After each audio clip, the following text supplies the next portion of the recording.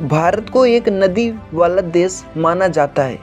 भारतीय लोग कुछ नदियों को देवी मानते हैं। भारत के कृषि विकास का मुख्य कारण ये नदियां हैं। किसी भी देश के विकास में नदियां अहम भूमिका निभाती हैं। इस वीडियो में हम भारत की 5 सबसे लंबी नदियों के साथ उनके स्थान के बारे में जानेंगे। वीडियो स्टार्ट करने से पहले वीडियो को लाइक और चैनल को सब्सक्राइब कर दीजिए। नंबर 5 पे है नर्मदा नदी। नर्मदा नदी को रेवा के नाम से भी जाना जाता है। नर्मदा नदी को पहले नर्मदा या नेरबुड्ढा के नाम से जाना जाता था। यह भारत की 5वीं सबसे लंबी नदी है, जिसकी लंबाई 1312 किलोमीटर है। नर्मदा नदी मध्य प्रदेश और गुजरात की जीवन रेखा के रूप में भी जानी जाती है। नंबर 4 पे है यमुना नदी। यमुना, जिसे हिंदी में जमुना के नाम से भी जाना जाता है। हिंदू धर्म में यमुना को गंगा की तरह ही देवी यमुना के रूप में पूजा जाता है। यह नदी यमुनोत्री ग्लेशियर से निकलती है, जो कि उत्तराखंड में है।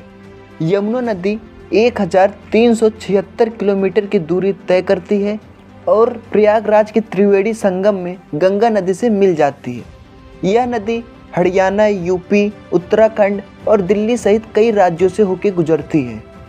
नंबर 3 कृष्णा नदी। कृष्णा नदी भारत की तीसरी सबसे लंबी नदी है।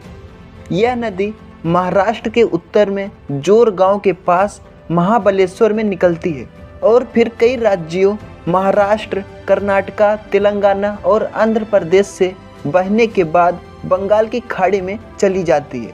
कृष्णा नदी की लंबाई 1400 किलोमीटर है। नंबर 2 गोदावरी नदी। गोदावरी नदी भारत की दूसरी सबसे लंबी नदी है। इस नदी के तट पर हिंदू धर्म के कई तीर्थ स्थल स्थित हैं। यह नदी 1450 किलोमीटर लंबी है। नंबर 1 गंगा। भारत की सबसे लंबी नदी गंगा है। यह नदी भारत और बांग्लादेश से होकर गुजरती है। भारत में हिंदू धर्म को इस नदी को माँ गंगा और भारत की सबसे पवित्र नदी के रूप में पूजा जाता है। गंगा नदी की लंबाई 2525 किलोमीटर है।